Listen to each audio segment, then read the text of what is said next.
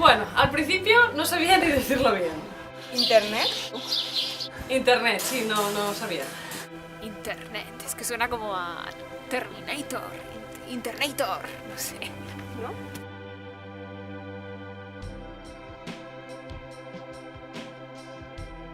Yo al principio solo lo utilizaba para mandar correos.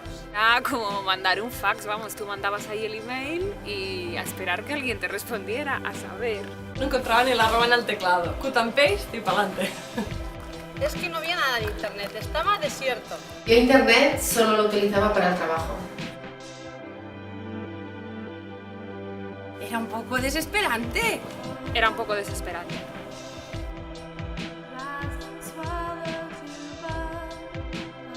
Aprendíamos súper lento.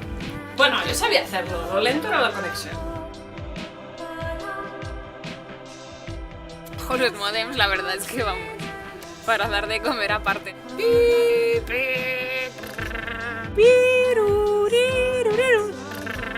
Y luego de repente todo empezó a acelerarse. Y estoy enganchadísima en 20. Facebook, el Metroflog.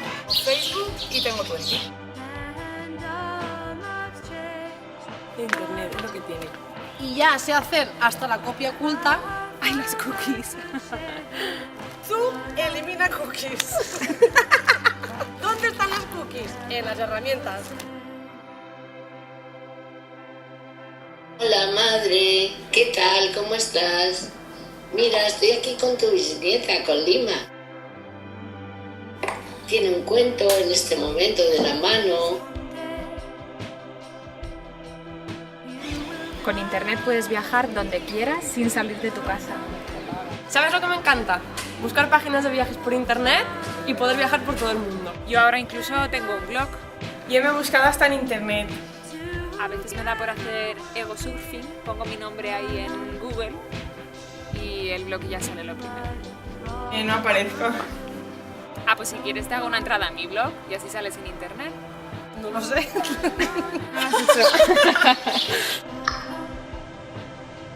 Tírale un besito a tu bisabuela. A ver, un besito, así. Tírale un besito.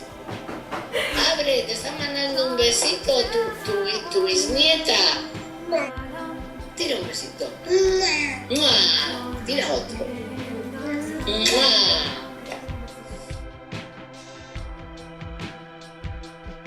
Adiós, adiós, adiós, adiós.